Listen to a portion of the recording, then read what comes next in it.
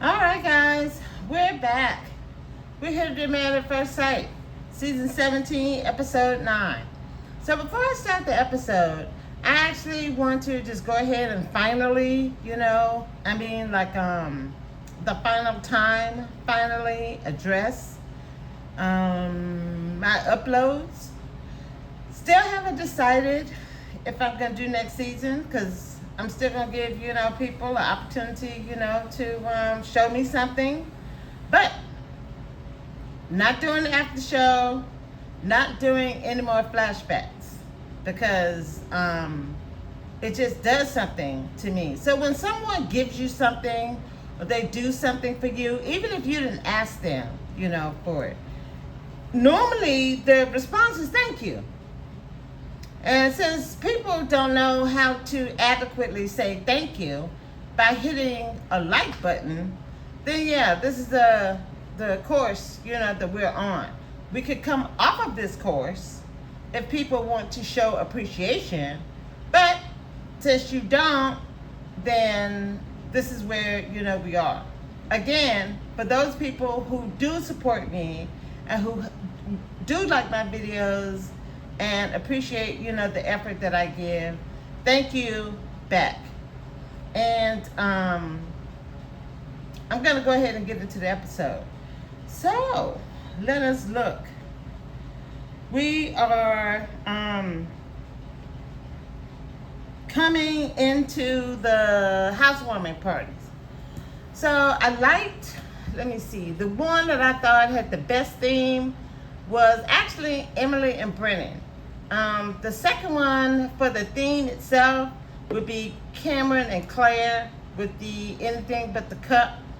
I like that friend's picture, but I wouldn't have brought the picture, even though I think it's a beautiful picture, because I would have stuff all over me if I had to, drink out of something like that. It would just be dribbling, all down my shirt and this, that, and the third. So I could barely drink out of a cup without stuff dripping all over me. So yeah, I would have just been a total mess with that picture. So the first real scene that we look at is Emily talking to her friend. And I actually thought that it was a good conversation. I thought that Emily expressed herself well. She told her at first she felt it. He told her he felt it. And then sometime during the honeymoon, she felt the shift in his attitude. So at that time, she didn't go into all of the things that they went through with Pastor Cal and Brendan's conversation. So I actually thought that was a measured synopsis that she gave, to her friend. And then her friend, I thought, gave her really good, feedback on the information that Emily gave her. So I really encourage you guys, to go back down there and look at that. So we see Claire in the next scene. She's going to give Cameron a visit at his shop. She bought some lunch. She brought him half a sandwich. Even though he said he really wasn't hungry, I still would have asked them if I knew that I was only going to eat half of it and take it. I would have asked them to wrap it in two separate things. But she didn't think of that, and she just brought it, as it was. And so he explained to her, I don't know how you get 2 degrees in carbon fiber, but I understand that it has a chemistry ingredient into it. So I would assume that it's a chemistry, degree. And he said he has 2 of them. So that's really interesting. He said that he's one of a few subject matter experts on that particular metal that's used to produce bikes. So I can understand that. So her thing is, she wants to know that this is something that he's really into, that, he's not a fly-by-night. This is going to be something that he's going to continue to do and is steady for him. And I don't know, I actually agree with some of the other people why he keeps comparing it to surgery. But in his mind, that's where he is. So, okay, Cameron, Yeah, it's a bike. It's not a human body that has to get up and actually function with more moving parts than a bike. But if that's the way you want to see it, I understand that he was trying to tell her that he's not bored. Because that was her question. She was like, okay, you're good at it, but are you passionate? He's like, yeah, I'm passionate and good at it. And he wanted her to understand that, so he used the surgeon analogy. So I don't know how that went over with her. She didn't communicate that. So I thought it was cool that she was there and he gave her a project and they worked on it, together. So that's like a team building, exercise. So kudos to Cam, and hopefully, it gives her a perspective that's going to help her make a decision as to whether or not this is somebody, she wants to have children with, raise children with, and, spend her life with. And so it's Becca's birthday is the next scene. And I thought that Austin did really well, with their friends. They were asking, sensitive questions. And then he was like, okay, well, let me, go get me a drink. And at first, I was like, okay, why do you have to get up and go and get a drink when you have servers at the table? But then, after looking at it again, it kind of reminded me, I'm like, you know what? That actually wasn't too bad, because number one, he gave the girls a conversation to kind of catch up without him being there. But then also, it could take a while. We don't know how crowded that restaurant was. So just because you put in a drink with the server doesn't mean that you're going to get it immediately. So going to the bar actually expedites and cuts through all of that, because that server has multiple tables that they have to attend to, and it could take longer when he could just get up and go and get the drink, himself. I did think that it was really courteous of him to ask them if they wanted anything, for him to bring back. So during that conversation when he was gone, they were asking her, well, okay, what do you think about, where you are? And she said, well, before then, he said that he was a slow one in the sex department, not her. And so after he left, they asked her, okay, well, what do you think about that? And she said, well, I'm kind of she said that she was kind of taking his lead when he was there. But when he was gone, she said, okay, yeah, I'm cool, to go forward, but, it's up to him. And, I'm fine, with where we are. And I thought that was, a real diplomatic, way of doing it. And so I like that scene. I like their girlfriends. They like Austin. They think he's cute, and they really feel her comfort, with him. So, like I said, I thought it was a good scene.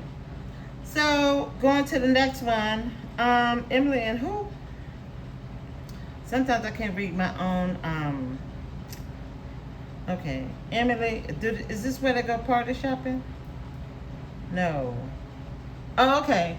So Brennan. Oh, that was one of the things on the first clip where I said the beginning of the episode 9. He said that they had talked to Cal, and he encouraged them not to wait too long before they decide to move in, because you only have 8 weeks, and you used up one of them on the honeymoon. So now that you've used up another week, just thinking about it, you're down to 6 weeks, and the process moves really fast. So Emily and Cal agreed. And then it took Brennan a minute, for him to finally get on board. And he told her that he appreciated her for giving him the space to get to that point, and let him, organically get to say, well, yeah, I'm ready to do this. So I thought that was really good of Emily. I think she's being really patient, and she is really extending herself because she wants to make, her marriage work.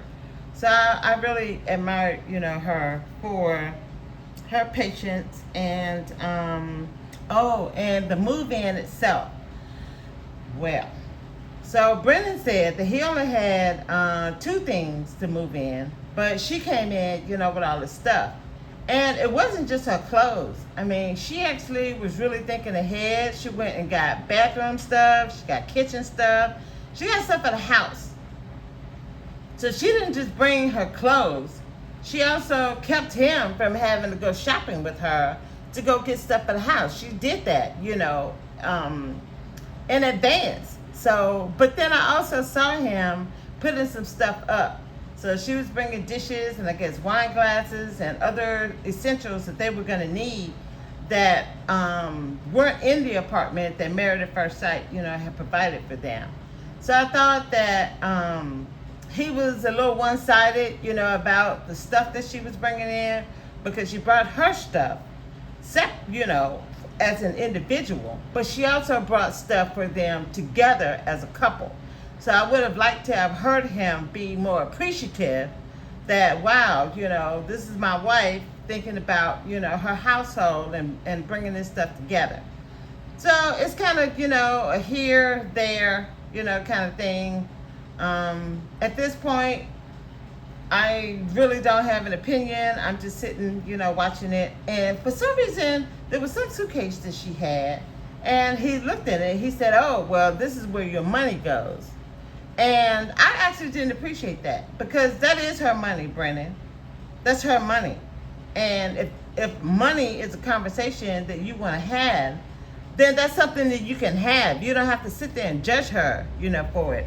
Then he was like, yeah, no, I'm not doing that. And then he closed the suitcase.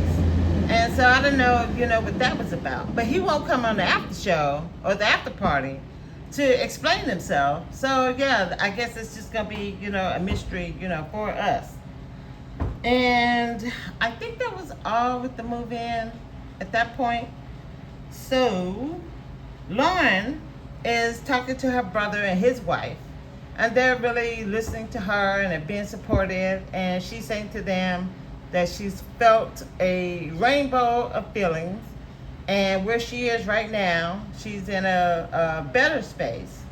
So the sister-in-law was really giving her encouragement. And I really loved her brother when he said the effort is a two-way street. So I don't know what's going on with Orion. I don't trust him at this point because he really hasn't been responsible with the fact that he said that he wanted to get married at first sight. So if you really wanted to be married at first sight, then you should still be in this marriage. I mean, Brennan isn't really any better than Orion as far as like communicating, but he still is on the show. So I will give him, that much credit, at this point. And I don't know if I put the Orion clip up. I'm sorry. It may be in the Lauren clip. I don't remember. But yeah, Orion met with his friend and he was saying that, oh, well, it feels weird to be divorced. Yeah, you haven't even been in this for a whole week. So the whole thing is weird. It's not just weird that you're getting a divorce. It's weird that you put yourself through this whole process. Filled out the application, went and bought the tuxedo, went and stood at the altar, went to the honeymoon, and then now, after all of that, you are getting a divorce. That is weird. So, not sure. But at this point, he said that, if I'm remembering right, that his family was disappointed because he didn't get what he wanted out of the marriage. Because he didn't put anything into the marriage. That's why he didn't get what he wanted out of the marriage. So there's that. And I'm really curious as to his conversation, he actually had with them, on his end.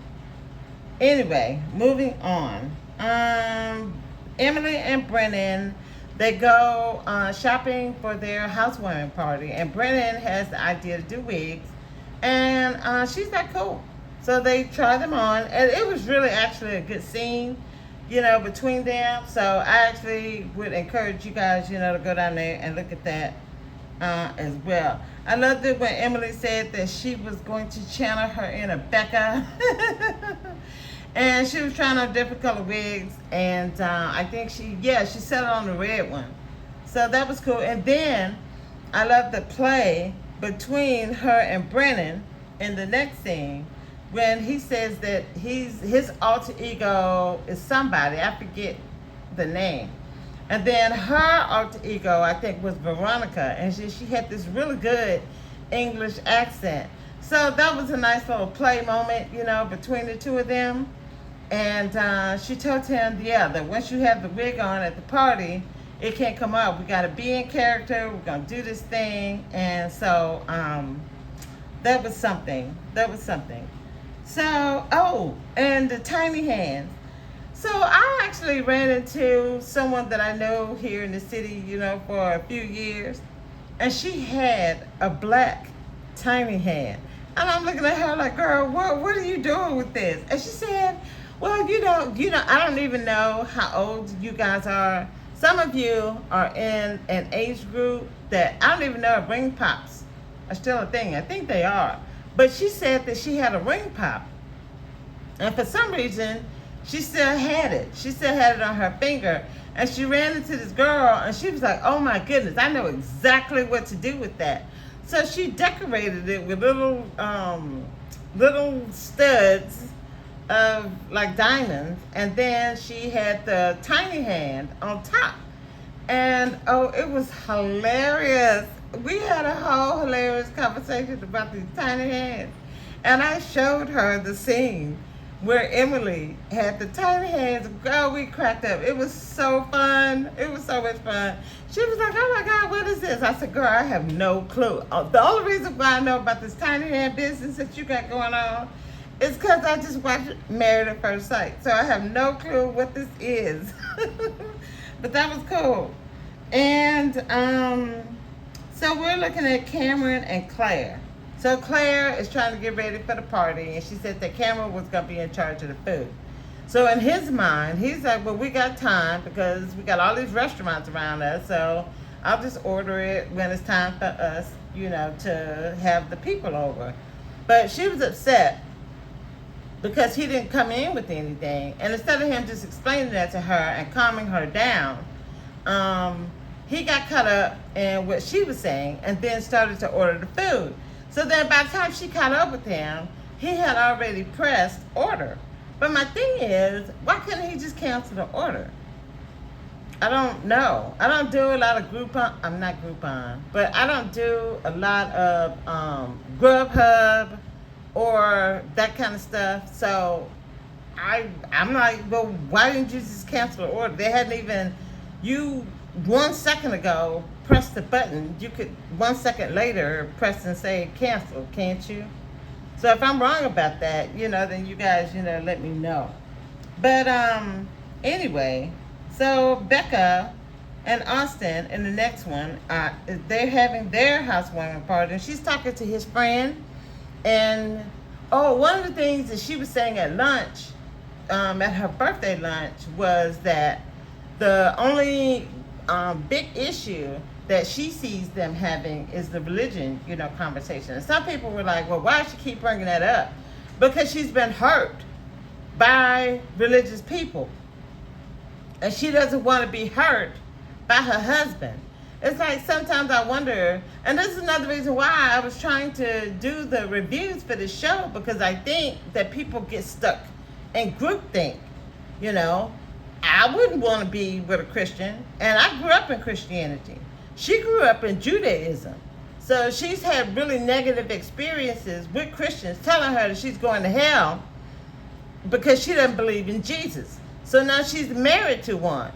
But Austin is really not a serious person, because if he knew who the Lord is, then he would have specified that he wanted somebody who actually believed in Jesus.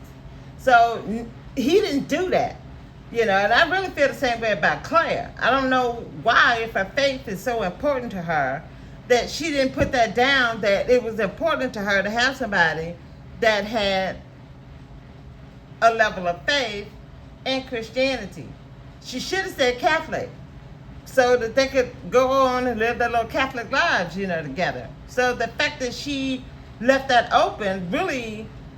And then she's using it to say that this is something important that, is going to govern whether or not she's going to be able to get along with her husband. Girl, you should put that on your application. I don't understand these people and this show. It's 17 seasons we've been doing this, and y'all still can't specify these things that are very important to you in order for you to have success.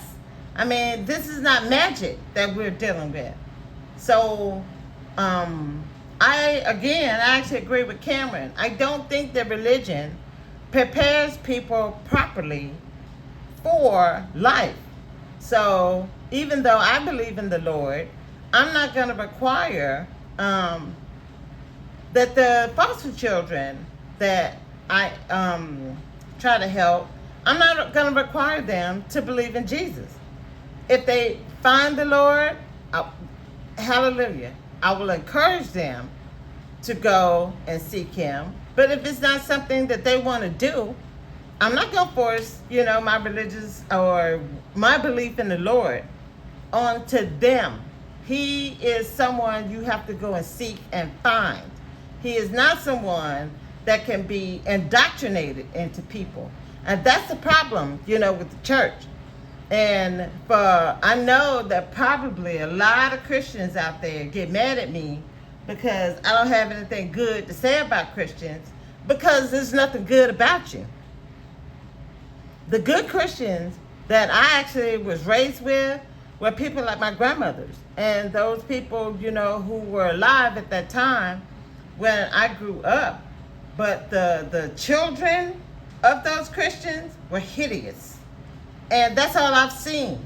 That's all I've been able to experience, since those older people, have passed away. The Christians that are out here today are hideous. That's why you got a whole bunch of white Christians that's over there supporting that mess, that genocide, and the apartheid that's happening over in Gaza and in the West Bank. They actually think that they're serving the Lord. And there's a passage, I want to say it's in John 16, where he says that they're going to put you out of the synagogue. And they're going to do all kinds of things thinking that they're doing it for the benefit of God, when they're really honestly not. And that's exactly what we're living in today. So if you're offended because I think that Christians are filthy, evil cult members, I actually don't care, because that's what you are. So if I'm the first person that has ever told you that, you're welcome. You're welcome. And in my community, which is the black community, it has rotted out our brains. It has rotted us out. We treat each other like something on the bottom of our foot. And then you think that you're going to get reparations. Nobody's going to give you reparations because we can't get together. You screw yourself out of everything. Even a free TV show that I'm trying to load up for you on YouTube. You done screwed yourself out of that mess too. That's how idiotic and stupid the black community is. You screw yourselves out of your own success because you're like crabs in a barrel. You don't want to see anybody happy. You don't want to see anybody doing well. And because of that, it boomerangs back on you. And then you can't do well. So even if you like what, Barack Obama, you got 5 houses, you got a wife, you got 2 kids. You didn't do what you could have done in the most powerful position in the world. And now you've got, 20,000 Palestinians now that are suffering? No, those 20,000 are dead. Now you got the rest of them that are out there suffering and starving because Barack Obama couldn't put his nuts on the table and tell Benjamin Netanyahu that this is the way it's gonna go. He was one of the ones that could have changed the whole direction of where we are. And he thought about his life. Because I believe that Zionists would have killed him if he would have tried to do that. He would have ended up like in the cemetery with John F. Kennedy and all that. But that's the road that you took. If you're going to stand in those big shoes, then you're going to have to stand at the time that we're going to need for you to stand up, for the people. And he chose himself. He chose himself, and that's another reason why we're here today. As a matter of fact, Barack Obama won a Nobel Peace Prize, and he ran out of bombs. This joker ran out of bombs when he was doing his campaigns in Syria and Sudan, and I think Libya. He actually was the one that killed Muammar Gaddafi. So yeah, I'm gonna go ahead. I'm not doing this today with y'all. So I'm gonna finish this video and go ahead about my business. Okay, so Becca was talking to Austin's friend, and he was really encouraging her. He said that he was blown away by the fact that they have so much in common. He gave his example about how he was with his wife when he first met her, and then he gave encouragement that he's an atheist. She says she's agnostic. So, but he's actually an atheist. He don't believe, in God. She is just not hooked up to her, religious upbringing. And he said that he hadn't gotten anything, from Austin as far as judgment about his beliefs or anything. So he really thinks that this is not going to be something that's going to be a barrier, to their relationship. So I really thought that she was relieved, about that. And so the next scene I'm looking at is Brennan. Oh, Emily's talking to Brennan's friends, and she's telling them that she doesn't know. She has some doubts as to whether or not he's really ready, for this level of relationship. And so Brennan is outside talking to her friends, and he's trying to joke and say that he has the alter ego. I still can't remember the name, but since he got the wig on, they said, okay, cool. But we want to talk to Brennan now. We don't want to talk to your alter ego. And so they start to, kind of go in on him, trying to figure out who he is, how does he feel about their friend, why do you want to be in this process? And he said, he gave him an answer. And then they were like, okay, well, if that's the way you really feel, then why didn't you help her when it was time for her to bring her stuff up? And he was like, well, if this was real life, then of course I would have helped her. And her friend was like, okay, dude, this is real life. What are you talking about? So that, whatever they came in with, that only heightened wherever it is that they were. And so they start drilling him and start digging in on him. And then he was like, okay, why are y'all coming at me like this? And I understand where he was coming from, because it's like, I don't even know you guys. Where is this all, coming from?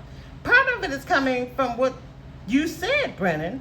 I mean, if I had been there and you said that about somebody that I loved, child, it would have been a whole situation.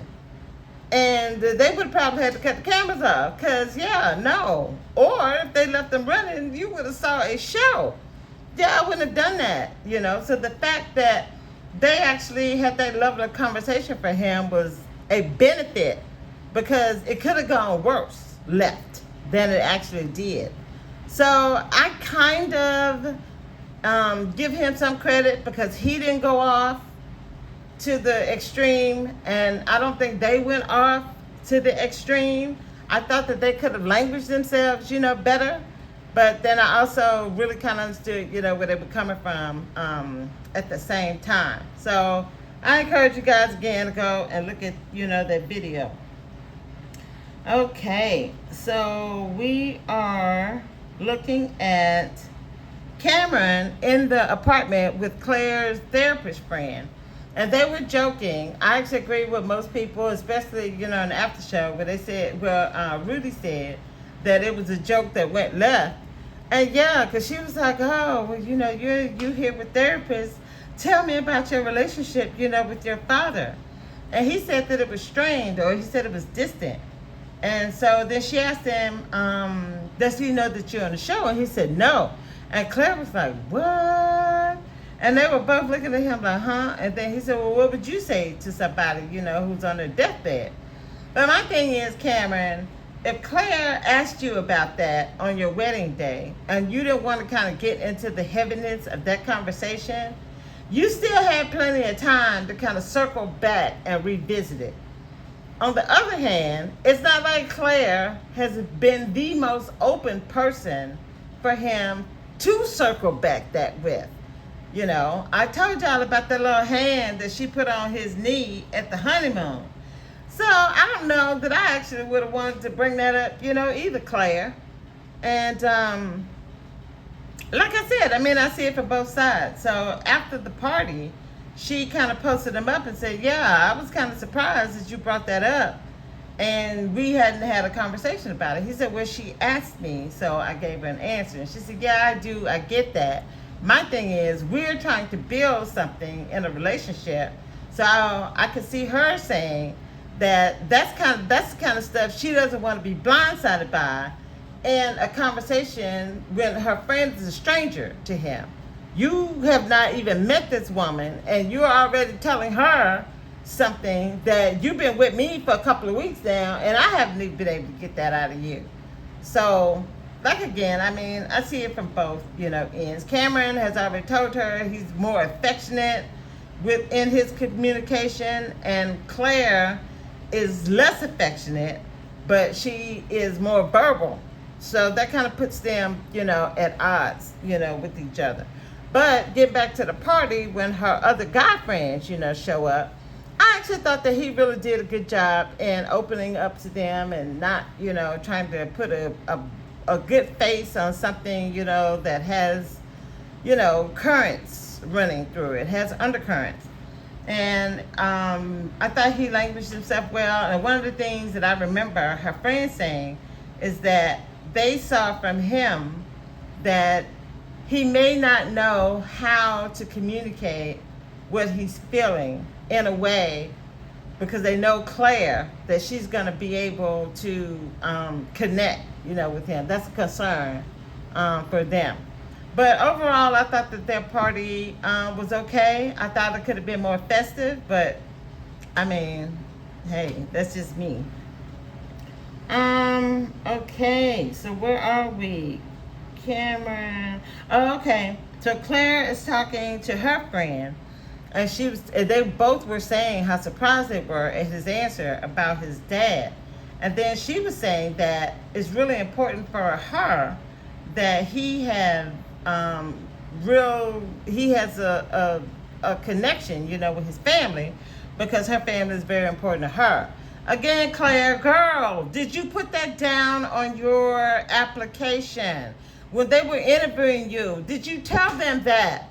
People cannot read your mind. If you don't want someone that doesn't have strong family connections, that should have been something. Because now you're saying this is a red flag because this man has shown up and he's not as close to his family as you are. And now you're judging him because of that.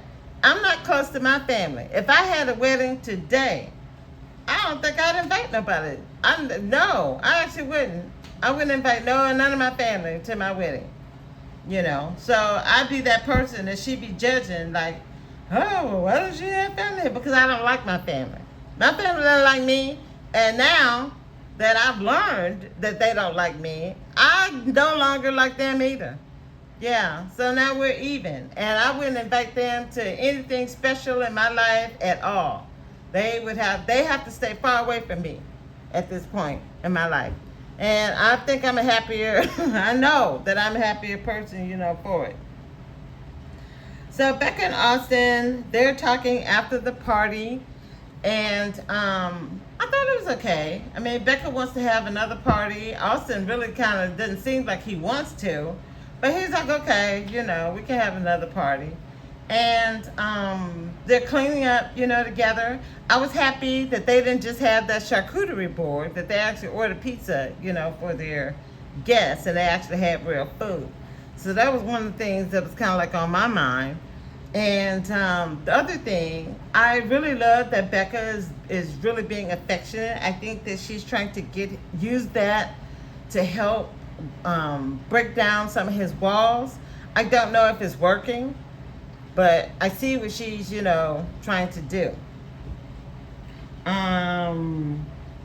After the party, we see the flashback after Claire tells Cameron, how she felt about him what, talking and sharing something deep in a social setting instead of talking to her. And she told him that she understands that he's uncomfortable and it's something that he really doesn't want to talk about.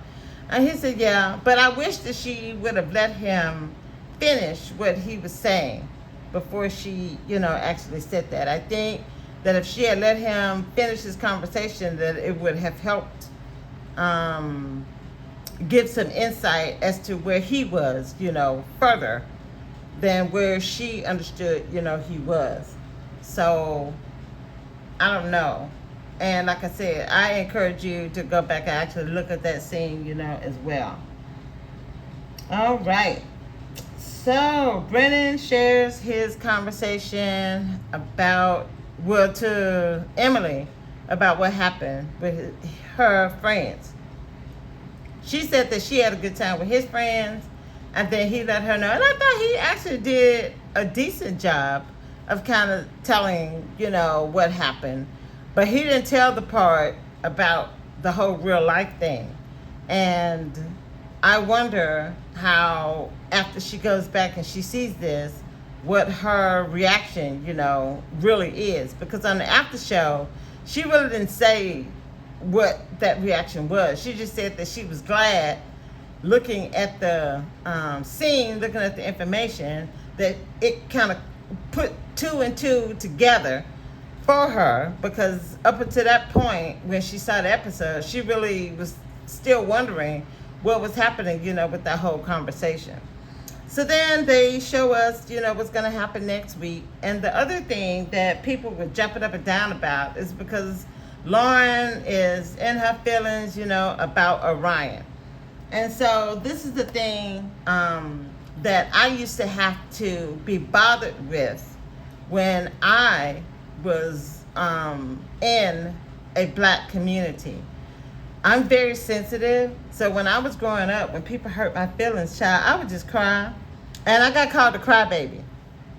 So that's really kind of what I hear people kind of trying to call Lauren.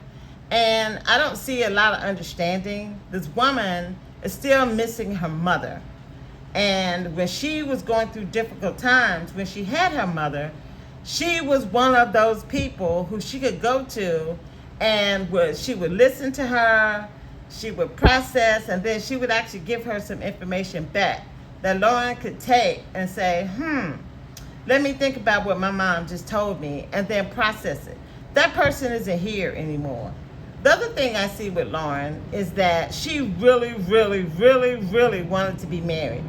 And the fact that it wasn't even a week, and now her brand new husband is telling her that she's not good enough. I've been told I'm not good enough my entire life. As a matter of fact, on this channel, that's what I'm getting. I'm not good enough. I'm not giving you good enough information that you can even punch a like button. Any effort that I make, any extra effort that I make is not good enough. So black people kill their own people. You do. And again, it's another reason why you're never going to have anything. It's another reason why you're where you're at. So when you run around, and white people have a lot of responsibility for where we are. They have done a lot to jack with our minds. That's another reason what's happening in the state of Israel. I really can identify with what Israelis, are going through. Because when you have an experience like a Holocaust, where you're watching people disappear. One day y'all having dinner, you're celebrating Shabbat, you're together, next minute they're gone. The next minute they're gone. And next minute they're gone. And then they're coming for you. And so you've lost your entire family. There are people in the Holocaust that lost their entire family, okay, to the Germans. And that causes a psychological trauma. And everything that they've suffered since has now turned their minds into something monstrous. They've become the people who subjected them to that kind of horror. And I see black people in America the same way. My culture has been traumatized to a point that we don't even see each other as human. It's kind of like the opposite, you know. We treat other people better than we treat each other. Whereas the people in Israel, they're trying to come together as a people, but then they don't respect anybody else. So this is what trauma, you know, actually does. The problem with that is that everybody, you know, feels it. White people who enslaved us, you know, their descendants, they have trauma. So they're running around trying to act like, well, I didn't do it, you know, blah, blah, blah. But it still carries with you. So the same things that you're doing, you're treating people indifferently.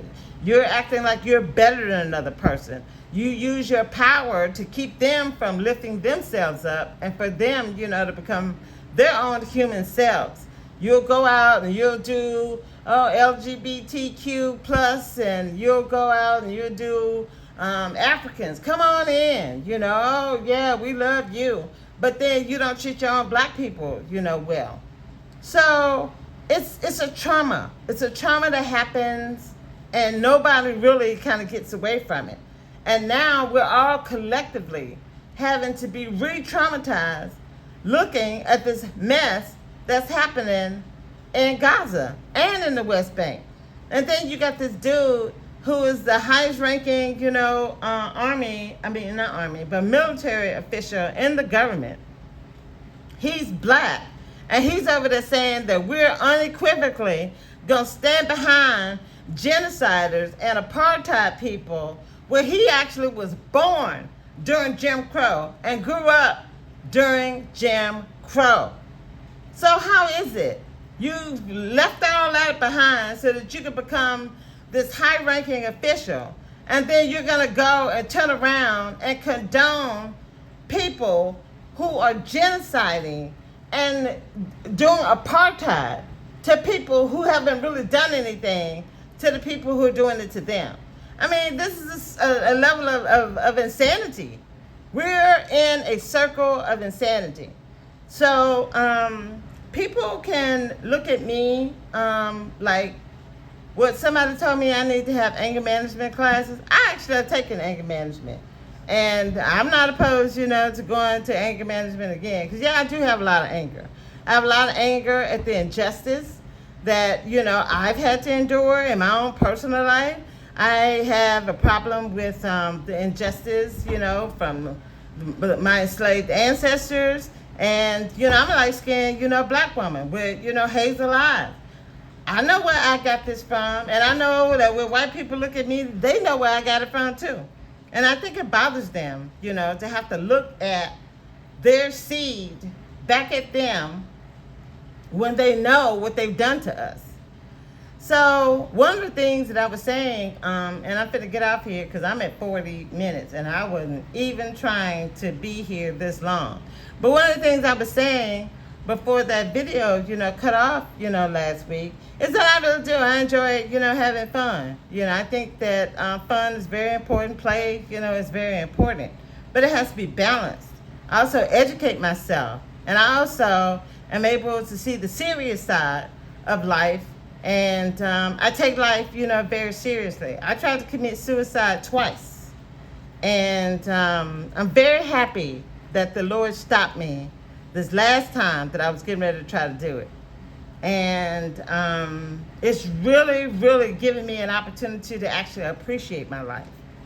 And when I see things and hear people in Israel talking about the Palestinians the way that they do, and then you go back and look at the Holocaust and all the stuff that they went through, it should jar people about what can happen to you mentally if you don't have something to anchor you and to keep you from going off the rails. So I hope that something that I'm saying here in these videos is important. If this is going to end up being my last season, I'm okay. Because, like I said, if the videos stay up, then people can go through these 3 seasons and then try to glean something from it that may help them, in their relationships. Because that's what I tried to do. It wasn't to try to make money from it. If I could have figured out how to make money, from this, I would have liked to have done that. But I initially did it because I wanted to help. But since people don't like or appreciate my help, then yeah, I'm prepared. If I don't do another season of Married at First Sight, child, I'm fine. I got stuff that I got going on, and the time that it takes me to do this, like that video that I put up showing Emily and Brennan talking to his parents, and he talking to her family, so that you could kind of see some of the dynamic that they were talking about at brunch.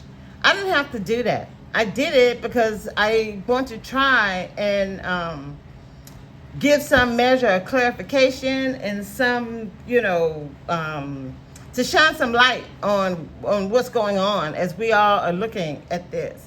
But people don't seem to appreciate or care, about my time or my effort. It took me, 3, 4? It took me 4. The 4th time, I was able to get it all and get the information there. So I had to do that 4 times before I could get that final, video up. But yeah, see, that's kind of stuff y'all don't understand and you don't see and then you don't care about. But like I said, again, I don't want those people who are appreciative of what I do to think that I don't see you and I don't care about, your thumbs up. I appreciate you guys. And thank you, for your time and attention. Anybody that has been here with me, thank you. Anybody that's got some prayer for me out there, child, I need it. I did get another iPhone, but my contacts haven't loaded up. So all of my business contacts, that I had in my other phone, gone as of right now. And whoever had my phone or who has it, it's a shame. I mean, this is supposed to be Christmas. I don't believe in Christmas anymore. Okay? And I hate Christmas at this point. And it's really disgusting how selfish, we are in society, that you would take somebody's phone. I mean, fine, take the credit cards, but I need my phone. Everybody who out here who has a cell phone knows how hard it is when you don't have it. And then for somebody to have it and then be out here trying to buy concert tickets, with my credit cards is, really, really. So yeah, it's been a lot. I'm going to get off here and, yeah, thank you for your time and attention.